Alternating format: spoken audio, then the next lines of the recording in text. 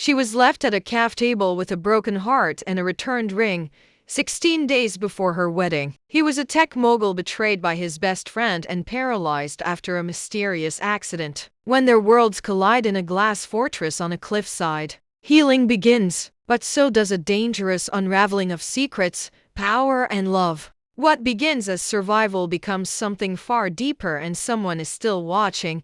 The cafe was a curated echo of elegance, gold trim on the windows, exposed brick, and the subtle scent of lavender syrup masking beneath layers of espresso steam. Sunlight slanted through the wide glass panes, casting delicate geometric shadows across white marble tables. Couples murmured in hushed tones, the overhead just a soft, unbothered soundtrack to everything. It should have been perfect. It should have been a memory I could revisit fondly. Instead, it became the start of everything falling apart.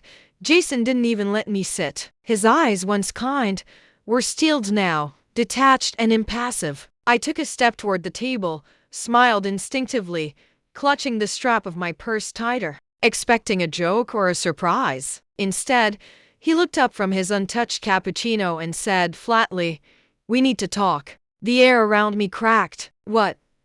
I tried to smile, reaching for the chair anyway. "Is this about the caterer?" Jason reached into his coat pocket. A velvet box emerged, not with the weight of a proposal, but the chill of a withdrawal. He set it on the table without flair, not for offering, but for taking. "I can't marry you, Emily," he said. 7 words. That's all it took. I sat down anyway, my hands shaking slightly in my lap. "Excuse me." "It's not you," Jason said, leaning back in his chair, relaxing into the relief of truth. "We're just heading in different directions. I've made some important connections. Megan Langley and I." The words dropped like rocks. Megan Langley, Gregory Langley's daughter. The Langley family owned half of Silicon Valley's seed funding game. "You're leaving me for her?" Jason shifted uncomfortably. "It's not like that. Except it is. You deserve someone simpler. I don't want to string you along." He didn't flinch as I stared. My mind went blank, then I scrambled to latch onto something concrete. The wedding was in 16 days. The dress was pressed. The caterer confirmed. The final guest list. And yet here he was, letting it all dissolve into nothing over a cappuccino. Then, the final cruelty. The ring, it's a family heirloom. My grandmother. I slipped it off. My fingers trembled. I set it down slowly on the marble like it might shatter. "Thank you for your honesty," I said. Then I walked out of the glass doors, past the elderly couple sharing dessert, past the barista steaming milk. The air had changed. He had changed. Or maybe I had never seen him clearly in the first place. The tears came on Elm Street. Hot, fast, blurring the sidewalk. I didn't go back to our apartment. I couldn't. I didn't want to see the half-packed boxes, the wedding photos magnetized on the fridge, the dress bag hanging like a ghost in the closet. But when I finally arrived, I didn't have to. My belongings carefully packed, neatly labeled, sat by the front door like packages ready for return. Clothing, books, toiletries. Jason hadn't done this. He didn't have the patience. His mother, maybe. I sat beside the bags, stared at the ceiling. The lease on my studio apartment was long gone, gifted to a nursing student with wider eyes and brighter hopes. Every dollar I had saved had vanished into wedding deposits. My account balance was laughable. $83.16 to my name, and a week until payday. I made one call. Just one. The number hadn't changed. Margaret Temple answered on the 3rd ring. "Emily?" Her voice was honeyed and structured, warm yet anchored. "I was going to call you about those shoes we saw online." "What happened?" I couldn't speak. A sob clawed out instead. She didn't ask questions.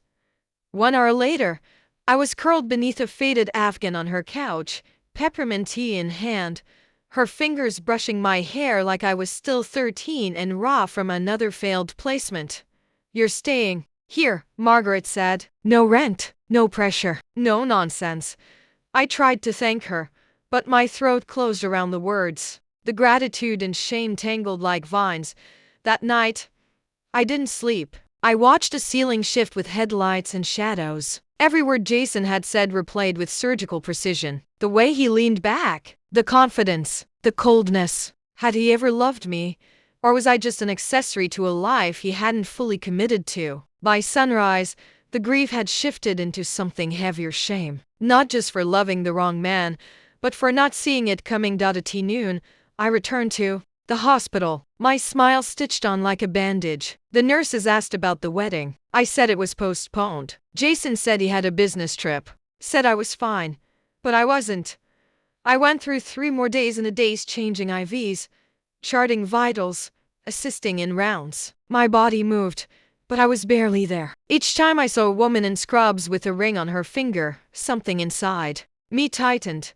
On the 3rd day, while I was checking on a patient in room 8, Rachel, the charge nurse who could peel paint off walls with her sarcasm, peeked in.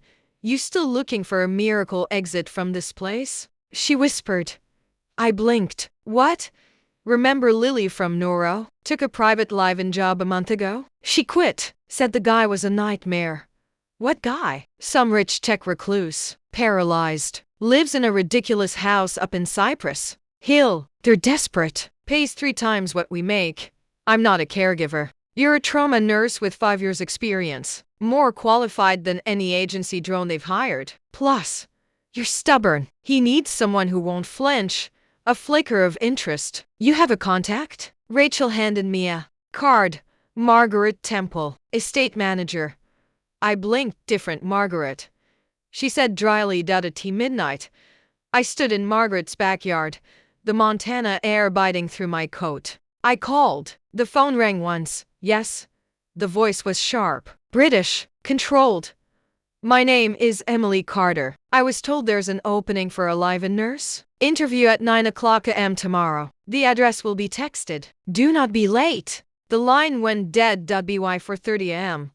I was on a flight from Helena to San Francisco. By noon, a regional shuttle climbed up winding roads into the secluded cliffs of Cypress Hill.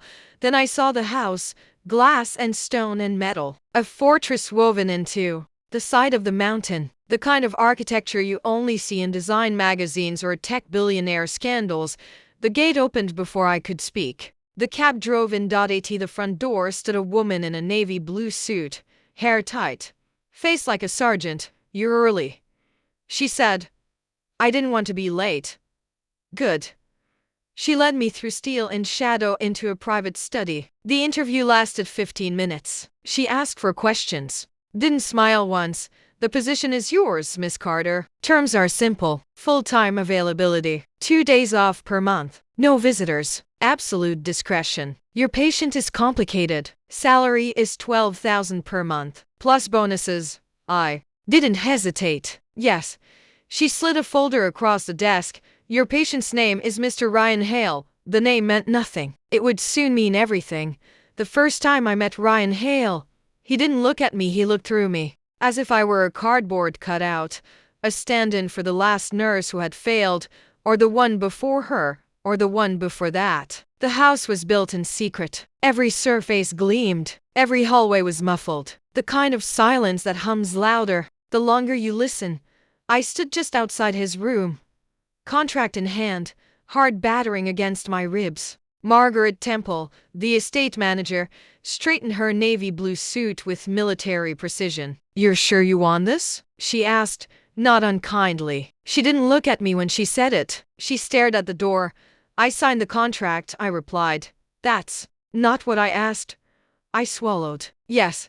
She knocked twice and entered without waiting. The room was enormous, walls of glass opening onto endless green hills, a floor so pristine it looked like melted bone. And there, near the window, in a wheelchair, more like a throne than a medical necessity, sat Ryan Hale. He didn't turn around right away. Just tapped a finger on the armrest rhythmically.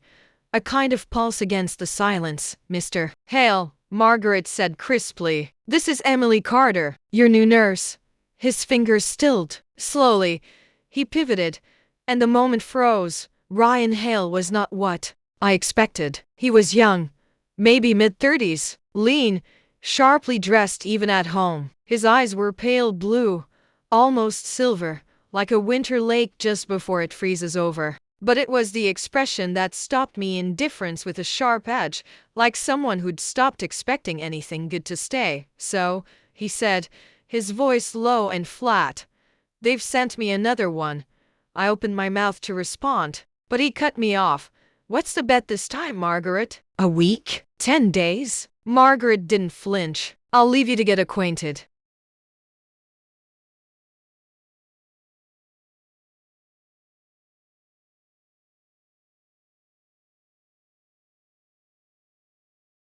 She exited, shutting the door with a soft, decisive click. Silence settled like a weight. "I'm not here to place bets," I said, stepping closer. "Just to do my job." He tilted his head, examining me the way someone might inspect a car they didn't plan to buy. "And what job do you think that is?" "Medication management, physical therapy, monitoring vitals, supporting rehabilitation." He snorted. "You forgot the part where you nod sympathetically while I fail to walk again. That's usually the favorite part. I'm not here to pity you." That caught his attention. His eyes narrowed slightly. "Oh, that's new. Most of them crack by day 3. Maybe I'll surprise you." He smirked. "Maybe." The rest of the day was quiet. Tense, but quiet. I administered his meds, reviewed his plan, and reorganized a drawer of medical supplies that had been untouched for weeks. Ryan kept up a steady stream of dry, pointed remarks. I didn't rise to any of them. I'd spent 5 years in trauma. You learn not to flinch at the first sign of pain. That night, as I adjusted the blinds in his room, he spoke again. "You're not what I expected." I looked up. "No? You haven't asked about the accident. I figured you'd tell me if you wanted to." A pause. Then, "Ski trip. Solo. I lost control on a ridge. Woke up in a helicopter. Haven't stood unassisted since." I nodded. "Thank you for telling me." He studied me for a long time. "Why'd you take this job?" "I needed it, not the money." "Why this job?" I hesitated, then met his eyes. "Because I know what it's like to be discarded." Something flickered in his expression, quick, almost imperceptible. He turned back toward the window. "Don't get attached. I don't do gratitude, and I don't do friendship." "Good," I said. "I don't do illusions." He didn't respond, but he didn't dismiss me either. It happened 5 nights in. The wind screamed outside like a warning. I couldn't sleep. As I passed the hall, I noticed a light still on in the gym, an area Ryan rarely allowed anyone to enter without him. Something tugged at me. I slipped inside quietly and stopped. Ryan was standing. Not fully, not without strain, but there he was, gripping the parallel bars. Sweat slicked across his brow, every muscle taut with determination. My breath caught. The door creaked. He turned, saw me, and his face hardened. "What the hell are you doing?" "I heard something. I thought, get out." "Why are you hiding this?" He froze. "Why are you keeping your progress a secret?" His jaw clenched. "Because when people see progress, they expect miracles, and disappointment follows. That's not how healing works." "No," he said bitterly, "but it's how people work. You're punishing yourself. You don't understand." "Maybe I do." A long silence. "I'm not going to tell anyone," I said. "But if you let me help, we can work towards something better." "Why do you care?" "Because I know what it's like to have your future ripped away and be expected to smile through the pieces." He stared at me, breath sharp. Finally, he lowered himself back into the chair. "Fine, but no one else knows. And you follow my lead." "Agreed." His eyes lingered on me longer than before. "You're not like the others." "I'm not trying to be." The next morning, we began early. He grunted through each session. I kept the time. We said little, but every step he took, every ache, every pause, was progress. And I was there. Not as a nurse, not even as a friend. As something new, something neither of us had the words for yet. The silence of Cypress Hill was no longer heavy. It shifted, like a storm cloud pushed just beyond the horizon, waiting. In the mansion, light began to filter through open blinds that once stayed closed. Ryan's progress, slow and hidden, became something we worked on in secret, a fragile alliance sealed not by trust, but by mutual understanding. It was the 5th morning when things changed again. I was organizing the meds cabinet in my room when I heard it, a man's voice confident to smooth, threaded with entitlement. Not Ryan, and not Staff, curious. I followed the voice into the west sitting room, and that's when I met Eric Thorne. He was sprawled across a leather couch, one ankle resting casually over a knee, swirling amber liquid in a crystal glass. Early 40s, wealthy, dangerous, not in the overt way, but in the way a smile hides sharp teeth. Ryan, you look like hell, Eric chuckled. Ryan, across from him, looked like stone. Cold, quiet, unreadable. Good to see you too, Eric. Eric noticed me when I set down a tray of tea. His eyes swept over me, slow, invasive. This is the new one? He asked. Emily Carter? I'm his nurse, I said evenly. Eric smirked. Is she any better than the last three? She's not here for your entertainment, Ryan replied. Voice clipped. Their conversation turned to business. Mergers, government contracts, and regulatory barriers. And then the word that froze me where I stood. Langley. Eric leaned in. Laura says her father's ready to push the funds through. Just need the control package transferred to the shell. Langley. Capital will absorb it. He's got board connections. It'll be seamless. Ryan's fingers curled against the armrest.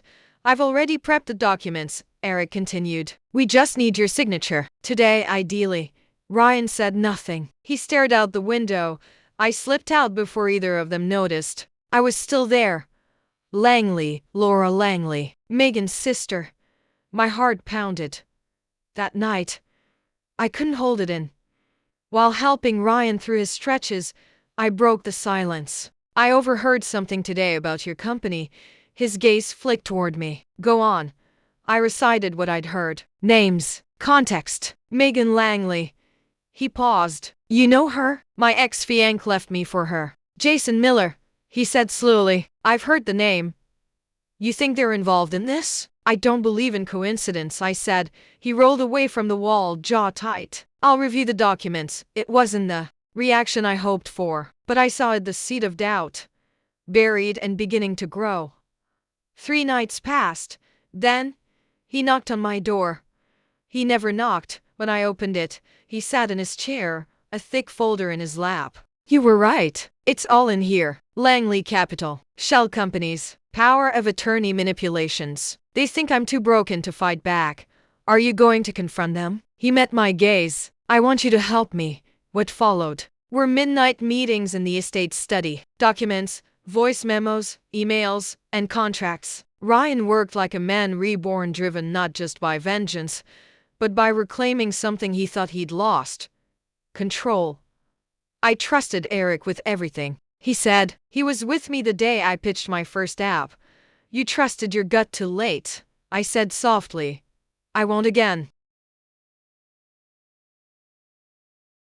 A week later, he summoned the board. We arrived early. He wore a tailored navy suit. First time I saw him like that, elegant, composed, walking with a cane, but tall, proud. He took 20 slow, painful steps from the elevator to the boardroom. Every person inside froze. Eric sat at the head of the table. Laura Langley was beside him. And Jason. I stopped breathing. Jason's eyes widened when he saw me, and I saw the flicker of guilt. Too little, too late. Ryan didn't pause. He walked straight to the head of the table, placed the folder down, and said, This meeting is under my authority. I'll begin with this. He presented every forged clause, every hidden ownership transfer, every deceit. Laura didn't flinch. Jason paled. Eric tried to argue. You can't prove intent. I don't need to, Ryan said. Just breach of fiduciary duty. The board voted. Unanimous. Eric removed. Contracts voided. Control reinstated. Laura stood to leave, venom in her voice. You have no idea what you've started. Ryan met her gaze. I think I do. When the room cleared, Ryan turned to me. We did it. I didn't cry, but I felt it, the shift, the second horizon. Not just his recovery, ours. The days after the board meeting felt like waking from a long, cold sleep. The house at Cypress Hill breathed easier. Margaret opened the curtains without being asked. The staff moved with less caution, less fear. It was as if the walls themselves understood that the war was over, even if the wounds still ached. Ryan slept through the first full night since I'd arrived. When I brought him tea in the morning, he was already up, leaning against the railing of the balcony with his cane in one hand and sunlight bathing his face. "You're up early," I said, setting the tray down. Felt like I could finally exhale. I stood beside him. We watched the redwood sway under the breeze. For the first time, he didn't flinch when the wind hit his face. "Thank you," he said. "For what?" "For being the one person who didn't see me as broken or finished." I didn't reply. I just rested my hand over his on the railing. That was the morning everything began to feel like something new. He started therapy with more focus. We took longer walks in the garden. I caught him once trying to fix a crooked picture frame on his own. He cursed under his breath when he nearly fell, but he laughed too. A soft, genuine sound I hadn't heard until that moment. We developed routines. He cooked twice a week, always terrible, but charming. I read in the afternoons while he handled emails in the office. Sometimes he left notes for me tucked between the pages of my books. They never said much, just a line or two, but they made my heart ache in the best way. Then came the night I knew everything had changed. It was storming again, like the night I first saw him stand. Thunder in the hills, rain beating on the windows. We sat in the library, a fire crackling in the hearth. Ryan was quiet, flipping through a sketchbook he hadn't touched in months. I watched him, the way his eyes softened at certain pages, and then I asked the question that had haunted me since the boardroom. "Why didn't you tell them about me?" He didn't look up. "It wasn't their business, but you could have said something." "That I helped." He closed the book gently. "Emily, what you did, what you are to me, can't be reduced to some PR stunt or boardroom defense. You're not leveraging. You're everything else." I swallowed. "So what does that make us?" His eyes found mine. "It makes us something I've never had before, something I'm terrified of losing." We kissed that night. No declarations, no fireworks, just quiet, trembling, and real. The next morning, I found an envelope on my bedside table. Inside was a letter, a job offer. Not from Ryan, from Langley Capital. My hands went cold. The offer was for a new position in Boston, triple my current salary, blank check, relocation, housing, and perks. A closing line: "We admire your discretion and professionalism. Your name came highly recommended." I didn't need to ask who recommended me. Jason. It wasn't a peace offering. It was leverage, a reminder that they still had reach, that I could be bought or watched. I didn't tell Ryan right away. I burned the letter in the fireplace. But it didn't end there. That week, Ryan's lawyer discovered a hidden clause in the shell documents Eric had drafted, one that could, under certain conditions, still trigger a transfer of ownership. The condition? If Ryan were found medically unfit or mentally compromised. They never stopped planning. Ryan said quietly. We stood in his study, the firelight casting long shadows. "And now?" I asked. "Now we stay ready." But I saw the fear in his eyes, not of losing the company, but of losing this life we'd built. He tightened security. Margaret updated staff protocols. I rechecked his medications daily, watching for any sign of tampering. And through it all, we stayed close. Not out of fear, out of love. Then came the gala. It was a fundraiser hosted by a rival tech firm. Ryan hadn't been seen publicly in months. The press would be there, investors, the Langley representatives. He asked me to come with him. "Not as my nurse," he said, taking my hand, "as the woman I love." I wore a midnight blue dress. He wore a matching tie. And when we entered the ballroom, heads turned, not because he was walking again, but because of how he held himself. Steady, reclaimed. Jason was there. He approached during the second hour, champagne glass in hand, sheepish smile on his face. "Emily," he said, "you look stunning." I nodded. "Jason, I heard you're doing well." "Well, I am." He hesitated. "I wanted to say I'm sorry for everything." I smiled politely. "I'm not." He blinked. "You're not?" "If you hadn't walked away, I'd never have walked into my real life." Ryan appeared beside me then, his presence steady and grounding. Jason's gaze shifted between us, realization dawning, and for once, he had nothing to say. Later that night, As we walked under string lights toward the valet, Ryan took my hand. "I want to ask you something," he said. I turned to him. "You already did." "I want to ask again."